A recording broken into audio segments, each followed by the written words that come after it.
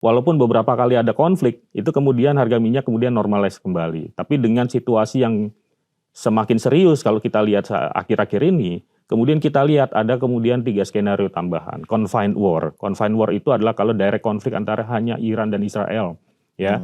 Nah, including kemudian hanya dua negara ya, itu. Ya, kemudian itu bisa menaikkan ke harga 84. Kemarin sudah mencapai 84, langsung cepat naik dari 60-an, 70, terus kemudian 84. Terus kemudian proxy war. Di proxy war itu kemudian melibatkan juga negara-negara ya seperti Kuwait, Saudi Arabia dan juga United Arab Emirates. Dan yang terakhir adalah open war. Jadi open war itu kalau misalnya langsung ke semua negara di mayoritas OPEC ya itu terkena dan kemudian akan berpengaruh sekitar total 33,5 juta barrel per hari ya production.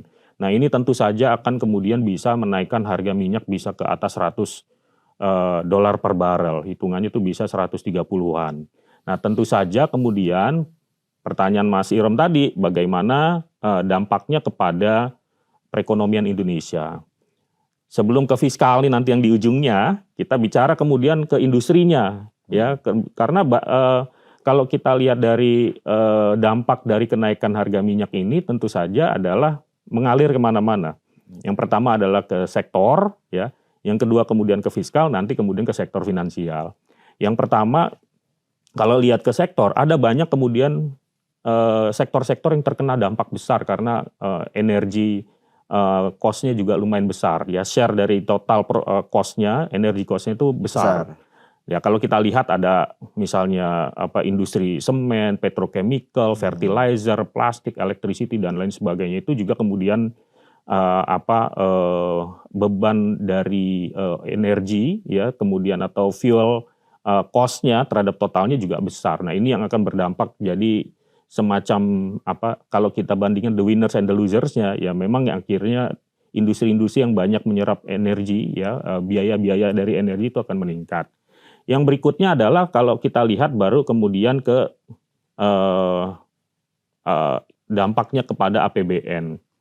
Nah, kalau lihat di APBN memang kalau kita buat skenarionya saja misalnya, tapi ini hitung-hitungan ya.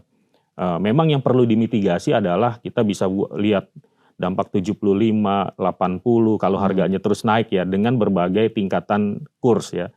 Memang akan ada additional beban subsidi tambahan yang harus ditambahkan ya. Nah, ini yang kemudian kita lihat bisa perlu diantisipasi juga oleh pemerintah kalau terus naik. Jadi beban subsidi atau kompensasi BBM itu sendiri. Nah, pertanyaannya adalah kalau misalnya harganya terus naik. Nah, ini yang kemudian perlu diantisipasi ya. Kemudian kalau misalnya harganya terus naik, bebannya kemudian meningkat dan pemerintah perlu melakukan adjustment kepada harga BBM bersubsidi ya tentu saja akan menaikkan tingkat inflasi di domestik. Nah, ini yang kemudian perlu dimitigasi ke depannya untuk Indonesia. Yang ketiga kepada di sektor finansial tentu saja dampak kepada tekanan di nilai tukar kita ya yang nanti juga akan berdampak juga kepada kinerja ya beberapa produsen di Indonesia atau industri manufaktur kita gitu. Mas Asmo, kita kan juga produksi minyak juga ya meskipun masih kalau kita bicara kebutuhan dengan produksi kita masih net importer gitu. Karena ada keuntungan juga dong, keuntungan juga yang kita dapat ya, seiring dengan kenaikan harga minyak sebetulnya di sisi lain. Di luar tadi asumsi penambahan spending untuk cover subsidi. Itu ada hitung-hitungannya? Iya, kalau lihat dari sebenarnya kita bisa menggunakan dari angka elastisitasnya APBN 2026. Jadi kalau saya lihat di sini, kalau menggunakan angka sensitivity analisisnya yang ada di APBN ya 2026, itu setiap kenaikan $1 dari harga minyak ya itu menaikkan subsidi dan juga kompensasi ya belanja untuk subsidi dan kompensasi sebesar 10,3 triliun. Jadi $1 naik itu 10,3 triliun. 10,3 triliun untuk kenaikan belanja untuk kenaikan belanja untuk yang subsidi dan kompensasi energi.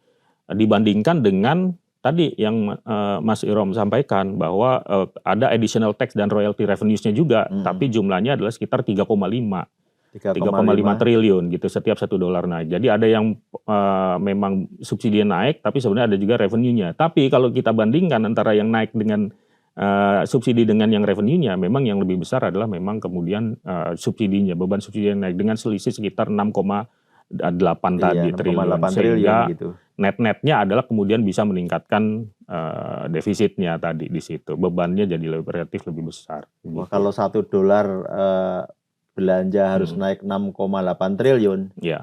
Agak repot juga kalau naiknya sampai ratusan, sampai 100 gitu ya. Betul. Ini kita ceteris paribus ya.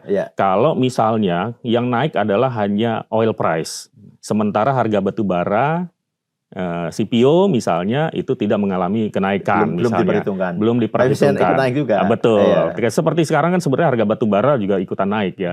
Dari yang kemudian kemarin tuh berkisar di bawah 100, sekarang udah mulai 116 dolar gitu ya, jadi relatif naik. Dan kalau kita lihat flashback di tahun 2022 yang lalu, konflik Rusia menyerang Ukraine waktu itu, kita ingat bahwa itu kemudian menaikkan, ya memang situasi beda, bukan di Middle East ya, tapi ini juga kemudian bisa kita jadikan contoh juga di mana kalau kita lihat di situ harga batu bara tahun 2022 sempat menyentuh $400.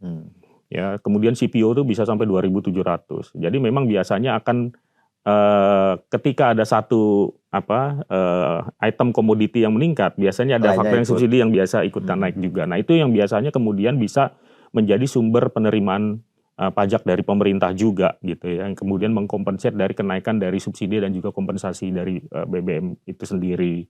Nah, itu yang kita lihat memang nanti berapa kemudian dampaknya kepada keseluruhannya gitu, bukan hanya dari kenaikan minyak saja. Tapi kalau cuma ngelihat dari minyak, ya itu yang terjadi gitu.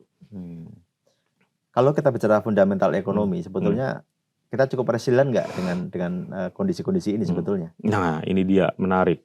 Kalau dilihat dari data ya, sebenarnya dari data Mandiri Spending Index kita ya, ini memang terlihat bahwa sejak kuartal 4 yang lalu, Mas Irom ya, itu terlihat bahwa tanda-tanda perbaikan itu mulai terlihat sebenarnya dari kuartal 4. Ya, di bulan Januari ini pun walaupun memang melandai ya, tapi ada beberapa indikator sudah mulai terlihat. Penjualan semen juga udah mulai naik ya.